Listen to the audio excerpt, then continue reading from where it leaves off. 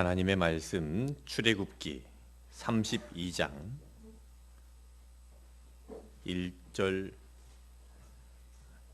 4절, 7절 그리고 10절부터 14절까지 말씀을 읽겠습니다. 여러분 주보를 보시고 주보에 있는 말씀을 우리 한 절씩 교독하겠습니다. 백성이 모세가 산에서 내려오미 더딤을 보고 모여 백성이 아론에게 이르러 말하되 일어나라 우리를 위하여 우리를 인도할 신을 만들라. 이 모세 곧 우리를 애굽 땅에서 인도하여 낸 사람은 어찌 되었는지 알지 못함이니라.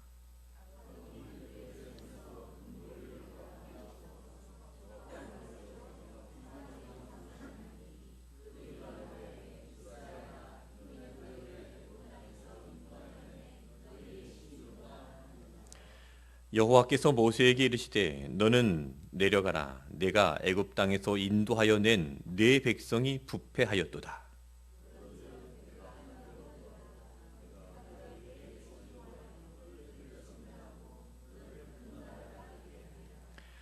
모세가 그의 하나님 여호와께 구하여 이르되 여호와여 어찌하여 그 큰 권능과 강한 손으로 애굽 땅에서 인도하여 내신 주의 백성에게 진노하시나이까?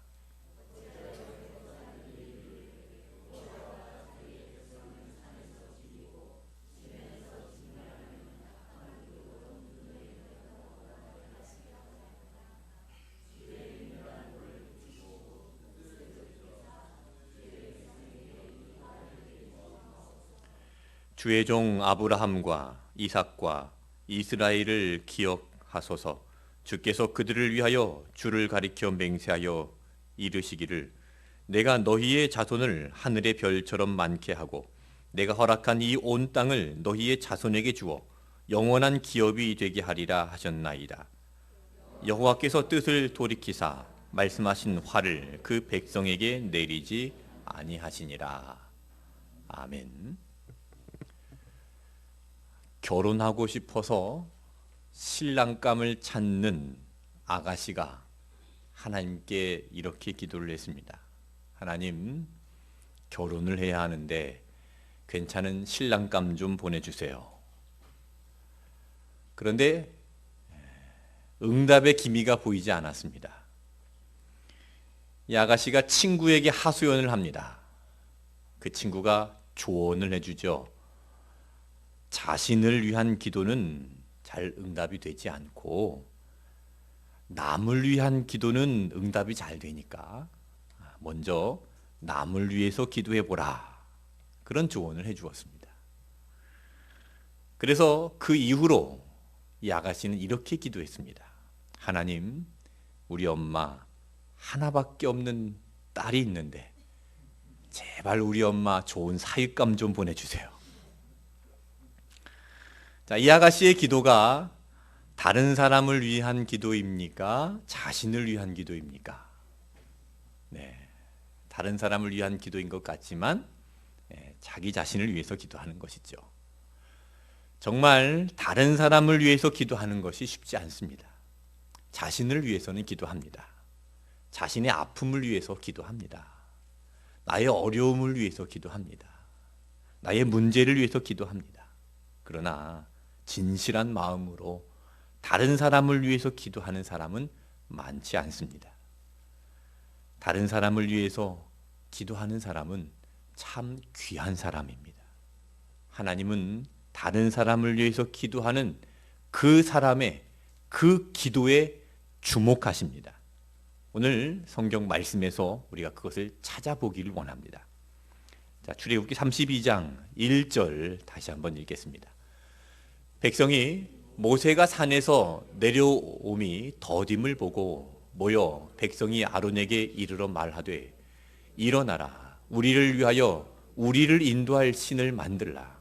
이 모세 곧 우리를 애굽 땅에서 인도하여 낸 사람은 어찌 되었는지 알지 못함이니라. 지금 이스라엘 백성들이 출애굽을 하여서 광야를 지나고 있습니다. 모세는 하나님의 부름을 받아서 시내 산으로 올라갔습니다. 백성들은 그 산 밑에서 모세를 기다립니다.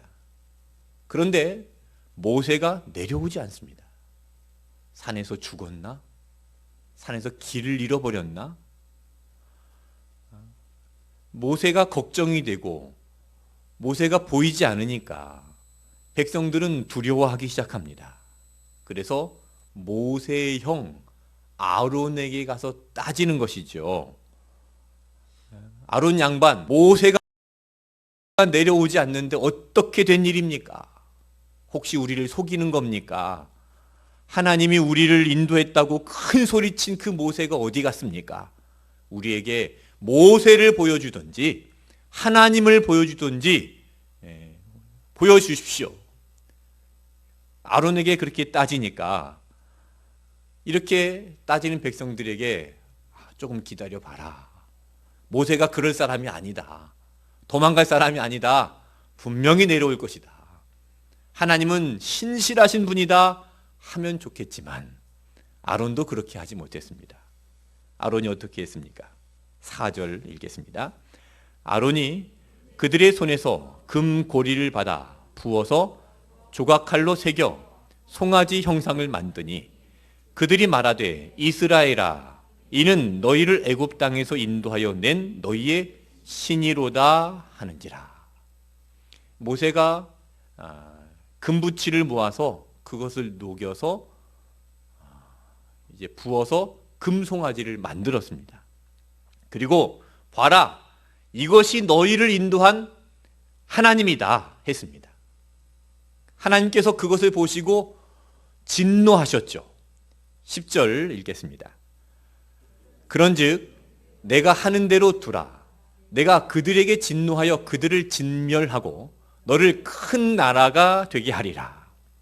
하나님께서 진노하셔서 그 우상 숭배한 백성들을 진멸하시겠다 말씀하십니다. 그러나 결론은 어떻게 되었습니까? 오늘 설교의 결론을 미리 말씀드리면 14절 말씀 읽겠습니다. 여호와께서 뜻을 돌이키사 말씀하신 화를 그 백성에게 내리지 아니하시니라. 진노하셔서 백성들을 진멸하시겠다 하셨는데 하나님이 그 뜻을 돌이키사 그 화를 백성들에게 내리지 아니하셨습니다. 모세의 기도를 하나님께서 들으시고 하나님께서 뜻을 돌이키셨습니다.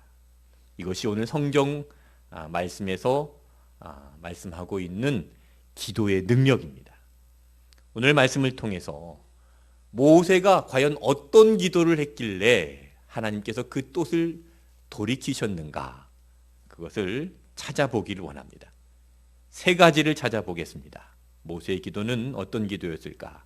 첫 번째, 모세의 기도는 하나님의 나라를 구하는 기도였습니다. 7절 말씀을 읽겠습니다. 여호와께서 모세에게 이르시되 너는 내려가라. 내가 애굽 땅에서 인도하여 낸 내 백성이 부패하였도다. 자, 하나님께서 모세에게 하시는 말씀을 잘 보십시오. 네가 애굽 땅에서 인도하여 낸 네 백성이 부패하였도다. 조금 이상하지 않습니까? 모세에게 모세 네 백성이다 그렇게 말씀하십니다. 이스라엘은 누구의 백성입니까? 하나님의 백성입니다. 하나님께서 애굽에서 인도하여 낸 하나님의 백성입니다. 그런데 하나님은 내 백성이 아니라 네 백성이다 하셨습니다.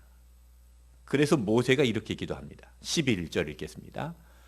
모세가 그의 하나님 여호와께 구하여 이르되 여호와여 어찌하여 그 큰 권능과 강한 손으로 애굽 땅에서 인도하여 내신 주의 백성에게 진노하시나이까.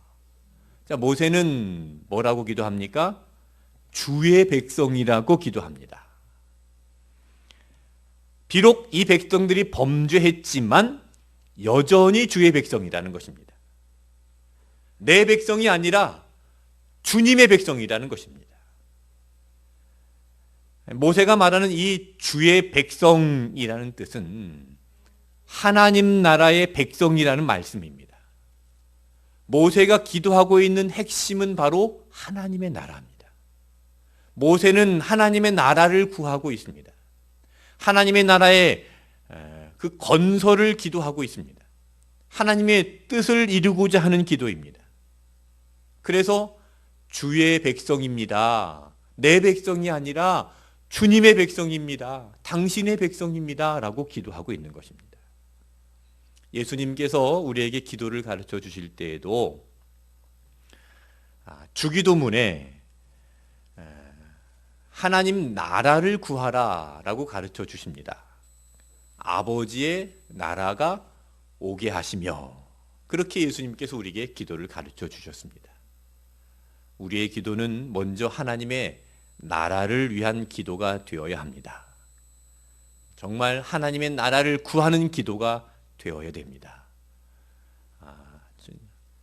여러분 자녀들을 위해서 기도할 때에도 하나님, 이 아이들을 통해서 하나님의 나라가 이루어지길 원합니다.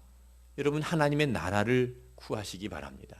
하나님, 내 자녀가 아니라 하나님의 자녀입니다. 내 백성이 아니라 주의 백성입니다. 여러분 하나님의 나라를 구하시길 바랍니다. 가족들을 위해서 기도할 때도 그렇게 기도하십시오. 하나님, 내 남편이 아니라 하나님 남편입니다. 그건 좀 이상하죠. 하나님의 자녀입니다. 하나님의 백성입니다. 그렇게 기도하시길 바랍니다. 이게 바로 모세의 기도입니다. 사업을 위해서 기도하시는 분들도 먼저 하나님의 나라를 구하시길 바랍니다. 내 사업이 아니라 하나님의 사업입니다. 프로젝트를 할 때도 이 프로젝트는 내 프로젝트가 아니라 하나님의 프로젝트입니다. 건강을 구하시는 분들도 이 몸이 하나님 나라를 위해서 사역하기를 원합니다. 내 몸이 아니라 예수님의 몸입니다. 예수님 주인 되어주시고 내 몸을, 내 건강을 책임져 주십시오. 여러분 하나님의 나라를 구하시길 바랍니다.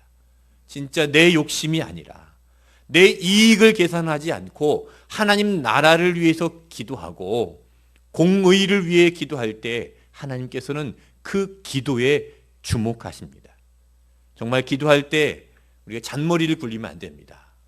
하나님, 우리 엄마에게 딸이 하나 있는데 우리 엄마에게 사육감을 보내주세요. 여러분, 신앙은 요령이 아닙니다. 계산적으로 해서는 안 됩니다. 기브앤테이크가 아닙니다. 진실한 마음으로 하나님 나라를 구할 때 하나님께서 그 기도에 주목하시고 그 기도를 들어주시는 줄로 믿습니다. 모세와 같이 하나님의 나라를 구하는 온누리 교회가 되기를 주님의 이름으로 축복합니다. 두 번째로, 모세의 기도는 하나님의 영광을 구하는 기도였습니다. 12절을 읽겠습니다. 어찌하여 애굽 사람들이 이르기를 여호와가 자기의 백성을 산에서 죽이고 지면에서 진멸하려는 악한 의도로 인도해 내었다고 말하게 하시려 하나이까. 주의 맹렬한 노를 그치시고 뜻을 돌이키사 주의 백성에게 화를 내리지 마옵소서. 지금 이 말씀에서 모세가 구하고 있는 것은 하나님의 영광입니다. 하나님의 얼굴입니다. 하나님, 만약에 이스라엘 백성들을 모두 다 죽이면 애굽 사람들이, 저 이방 사람들이 분명히 하나님을 조롱할 것입니다. 하나님의 얼굴이 어떻게 되겠습니까? 하나님의 영광이 어떻게 되겠습니까? 하나님 얼굴에 먹칠하는 것 아니겠습니까? 지금 모세가 구하고 있는 것은 하나님의 영광을 구하고 있습니다. 하나님의 얼굴을 구하고 있습니다. 이처럼 우리의 기도는 먼저 하나님의 나라를 구하고 하나님의 영광을 구하는 기도가 되어야 됩니다. 하나님의 영광을 구하는 기도가 될 때 하나님께서 그 기도를 통해서 영광을 받으십니다. 거창에 가면 거창고등학교가 있습니다. 거창은 지방의 아주 작은 도시입니다. 그런데 이 거창고등학교는 우리나라에서 아주 유명한 고등학교입니다. 명문고등학교입니다. 그 학교에서 많은 인재를 길러냈습니다. 이 거창고등학교 역사에 유명한 일화가 있는데 이 전영찬 선생님에 대한 일화입니다.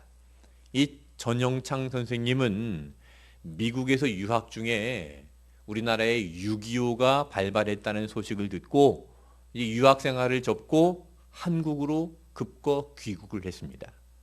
그리고 6.25 전쟁이 끝난 이후에 하나님, 이 민족을 위해서 사람을 키우고 싶습니다. 기독교 정신을 가진 인재를 양성하고 싶습니다. 하나님 나라를 구하며 그렇게 기도를 하던 중에 이 거창에 있는 거창고등학교를 인수하게 되었습니다. 처음 인수 당시에 그 거창고등학교는 재정난 때문에 돈이 없어서 폐교되기 일부 직전이었다고 합니다. 이 전영창 선생님이 학교를 살리기 위해서 성경책 한 권과 담요 한 장을 들고 이제 마을로부터 40리 떨어져 있는 산중의 토굴로 들어갑니다. 일주일 금식 기도를 작정하고 그 굴로 들어갔습니다. 그런데 3일이 지나도 응답이 없습니다. 4일째 되던 날 그가 마음속에 이런 생각이 들더랍니다. 이대로 기도가 일주일 금식을 해도 응답이 없으면 결국 학교는 문을 닫게 되는데, 하나님, 이제 3일 남았습니다. 저의 기도에 응답해 주시지 않으면 이 거창고등학교는 살아날 수가 없습니다. 그냥 제가 이 뜻을 접겠습니다. 그리고 일간신문에 하나님은 안 계시다, 그렇게 광고를 하겠습니다. 라고 기도를 하고 일주일 금식 기도 마치고 학교로 내려와 보니까 그 사무실에 미국에서 사업을 하는 조우복 집사님이라는 분이 보낸 편지가 한 통 도착해 있었습니다. 그 편지를 열어보니까 2,050불짜리 수표가 한 장이 들어있었습니다. 이 2,050불은 그 당시 그 학교의 부채를 감당할 수 있는 정확한 액수였다고 합니다. 그러니까 하나님께서 정확하게 응답을 해 주셨습니다. 그러니까 하나님께서 협박을 당하실 분은 아닙니다. 하나님께서 협박이 무서워서 응답해 주신 것이 아니라 하나님은 영광을 나타내기를 원하십니다. 하나님의 영광입니다. 모세는 하나님의 영광을 구하는 것입니다. 하나님, 이 백성들이 여기서 다 진멸당하면 분명히 저 애굽 사람들, 저 이방 사람들은 하나님을 조롱하게 될 것입니다. 하나님의 영광이 어디겠습니까? 하나님께서 이 모세의 기도에 주목하셨고 모세의 기도에 응답하셨습니다. 하나님의 나라와 하나님의 영광을 구하는 온누리 교회가 되시기를 주님의 이름으로 축원합니다. 세 번째로, 모세는 언약을 붙들고 기도했습니다. 13절을 읽겠습니다. 주의 종 아브라함과 이삭과 이스라엘을 기억하소서. 주께서 그들을 위하여 주를 가리켜 맹세하여 이르시기를 내가 너희의 자손을 하늘의 별처럼 많게 하고 내가 허락한 이 온 땅을 너희의 자손에게 주어 영원한 기업이 되게 하리라 하셨나이다.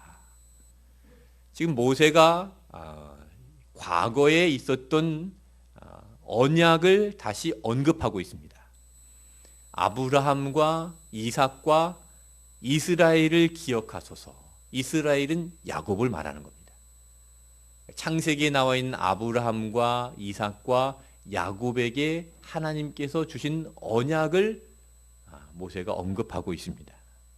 약속입니다. 모세는 지금 하나님께서 하신 약속을 언급하고 있는 것입니다. 하나님께서 분명히 약속하셨습니다. 그 자손들을 하늘의 별처럼 많게 하겠다 약속하셨습니다. 하나님께서 허락한 이 온 땅을 그 자손들에게 주고 영원한 기업이 되겠다 약속하셨습니다. 분명히 약속하셨습니다. 모세는 그 약속을 붙들고 기도합니다. 여러분, 우리의 기도는 약속을 붙들고 기도해야 됩니다. 약속을 확인하고 기도해야 됩니다. 약속을 기억하고 기도해야 됩니다. 약속을 바라보고 기도해야 됩니다. 여러분과 하나님과의 약속이 무엇입니까? 그 약속이 분명합니까?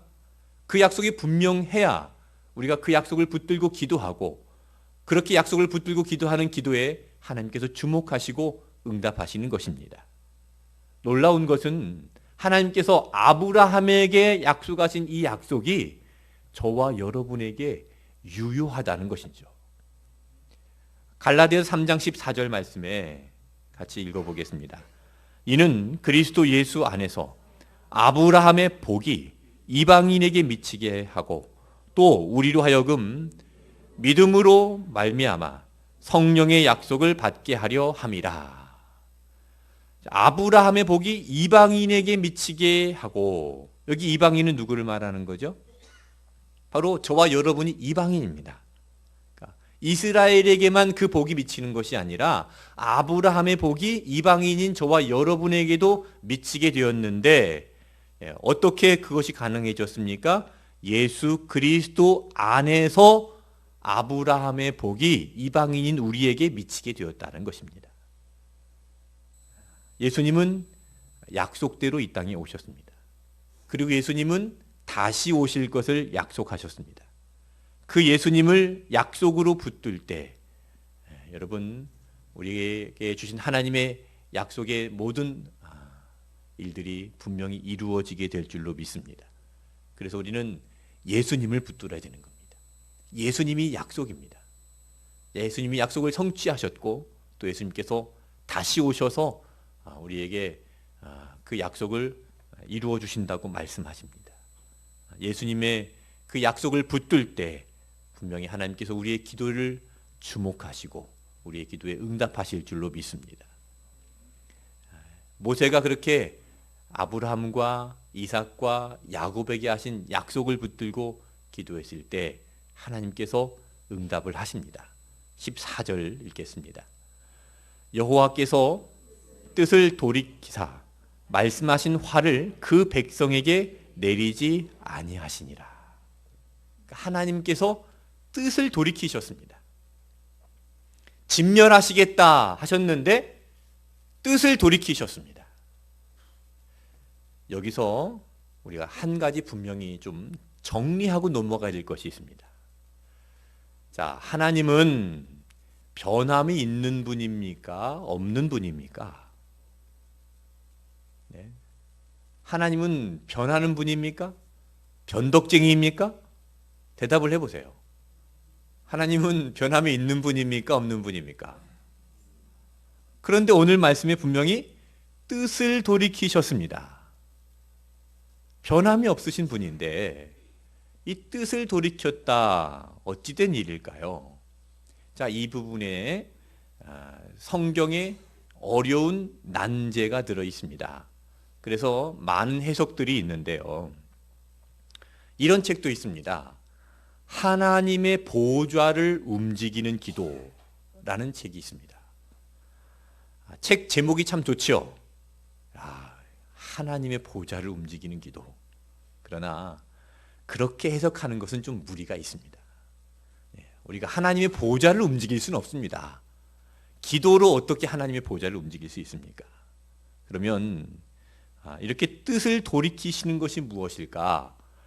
이 부분에 제가 많이 묵상을 하다가 이런 예를 한번 생각을 해봤습니다. 이거는 제가 지어낸 예화입니다. 이걸 조금 여러분들에게 알기 쉽게 설명하려고 지어낸 예화이기 때문에 그냥 들어주시길 바랍니다. 제가 집을 짓습니다. 진짜가 아니라 예로 듣는 겁니다. 집을 지으려면 처음에 설계도를 그리죠. 방을 어떻게 만들고 문을 어떻게 만들고 창문을 어디로 내고 이런 계획을 세웁니다. 집을 짓다가 보니까 아이들이 현장에 와서 보고 나서는 아빠, 제 방에는 창문을 이쪽이 아니라 이쪽에다 내주세요. 요청을 합니다. 그리고 또 아내가 찾아와서 여보, 싱크대는 이것보다 조금 작은 걸로 하고 식탁을 좀 크게 만들어 주세요. 그래서 그렇게 하자고 했습니다. 제가 가지고 있던 설계도와 다르지만 그렇게 하기로 한 겁니다. 처음의 뜻을 돌이킨 것이지요. 제가 뜻을 돌이켰지만 집을 짓고자 하는 큰 뜻에는 변함이 없습니다. 그러나 큰 뜻에는 변함이 없지만 그 안에 여러 가지 것들은 좀 자유로울 수 있다는 겁니다. 하나님 절대적인 뜻은 변함이 없습니다. 하나님의 뜻은 하나님의 나라입니다. 하나님의 나라를 위한 절대적인 그 하나님의 계획함에는 변함이 없습니다. 이것은 절대적인 것입니다. 변함이 없는 절대적인 것입니다. 그러나 상대적인 인간의 문제에 대해서는 기도하면 그 간구를 들으신다는 것입니다. 그래서 기도는 특권입니다. 그래서 기도가 특권이 되는 겁니다. 자, 히스기야의 삶을 한번 생각해 보시길 바랍니다. 히스기야가 죽을 병에 걸렸습니다. 그런데 히스기야가 벽을 향하여 하나님께 기도하지요. 내가 주 앞에서 진실함과 전심으로 행하며 주의 목전에서 선하게 행한 것을 기억하옵소서 통곡하며 눈물로 기도했을 때 하나님께서 그 기도를 들으시고 그래 내가 너를 살려줄게 하고 살려주셨습니다. 그것이 기도의 특권입니다. 히스기야가 기도하지 않았으면 역사가 일어나지 않았을 것입니다. 기도했기 때문에 역사가 일어나는 겁니다. 여러분 그래서 기도는 특권입니다. 기도하면 역사가 일어납니다. 기도하지 않으면 역사가 일어나지 않습니다. 한번 따라해 보시겠습니까? 다도다농 무도무능. 처음 들어보시죠? 이건 사전에도 없는 말입니다. 다도다능. 기도를 많이 하면 능력이 많이 나타납니다. 무도무능. 기도를 하지 않으면 능력도 없습니다.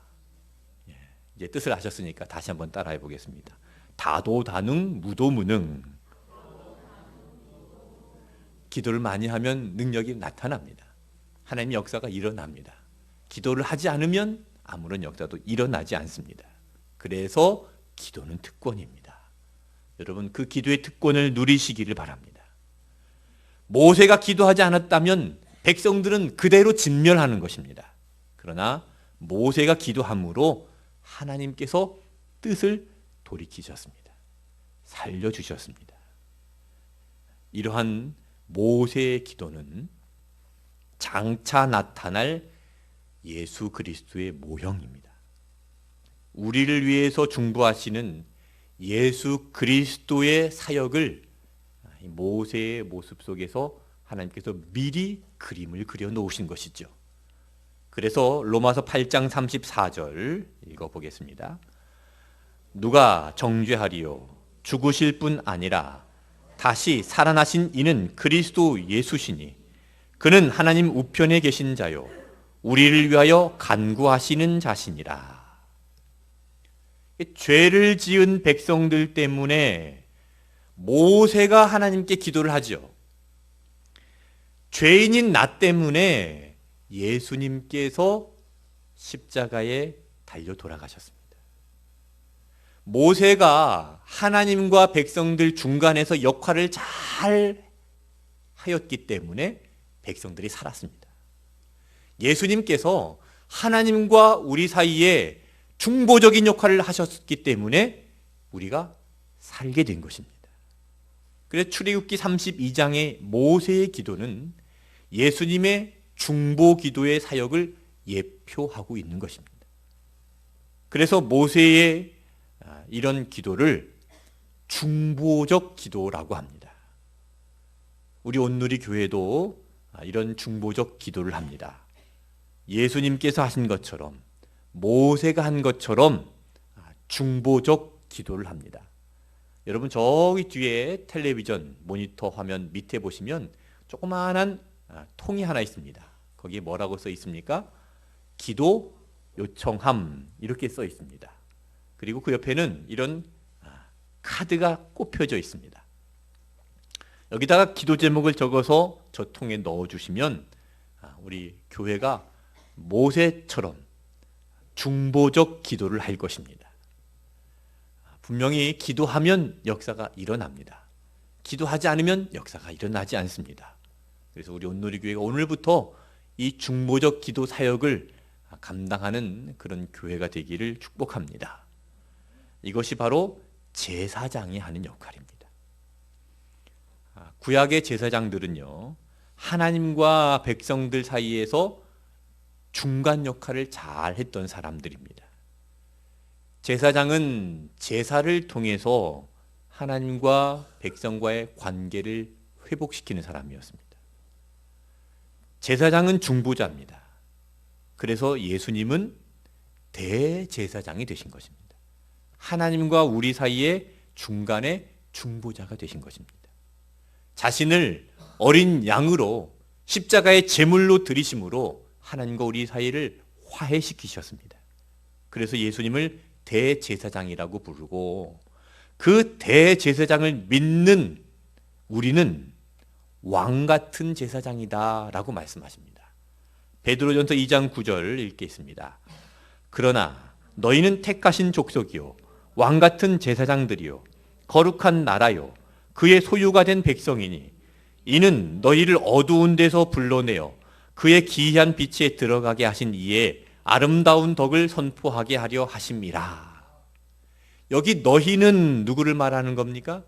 예수 그리스도를 믿는 사람들을 말하는 것입니다. 예수 그리스도, 대제사장 되신 예수 그리스도를 믿는 사람들, 너희는 택하신 족속이요 왕 같은 제사장들이라 라고 말씀합니다. 그러니까 예수님을 믿는 이 자리에 앉아 계신 여러분들은 제사장입니다. 그것을 만인 제사장이라고 하는 것입니다. 모든 사람이 예수님을 믿음으로 제사장 역할을 하게 된 것입니다. 예수님을 믿는 여러분은 제사장입니다. 여러분은 여러분의 가정의 제사장입니다. 여러분 가족을 위해서 기도하시기를 바랍니다. 온누리 교회 교사들은 제사장입니다. 아이들을 가르치는데 아이들을 위해서 기도해야 되는 것입니다. 구역장은 제사장입니다. 구역원들을 위해서 기도해야 됩니다. 교회 조직을 나눴고 팀장을 세웠습니다. 팀장들은 제사장입니다. 팀원들을 위해서 기도해야 됩니다. 리더들은 제사장입니다. 공동체를 위해서 기도해야 되는 것입니다. 여러분 일터에서, 여러분은 그 일터의 그 사무실에서, 그 일의 현장에서 제사장입니다. 동료들을 위해서 기도해야 되는 것입니다. 세상에 예수님을 알지 못하고 하나님과 원수가 되어서 하나님과 떨어져 있는 그 사람들과 중간에서 제사장 역할을 해야 되는 것입니다. 여러분 사업을 통해서 여러분 그 사업이 제사장이 되기를 축복합니다. 그 사업을 통해서 세상이 하나님께 돌아오게 되는 그 역할을 감당하시기를 바랍니다.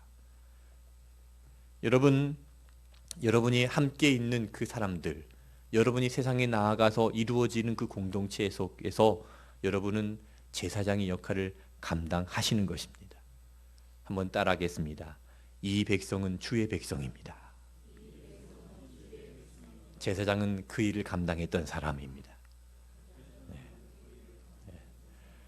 여러분이 있는 그곳에서 여러분이 제사장이 되어서 중보적 기도를 감당하시고 제사장의 사명을 감당하는 여러분 되시기를 주님의 이름으로 축원합니다. 이 시간에 찬양하겠습니다. 당신이 지쳐서 기도할 수 없고 눈물이 빗물처럼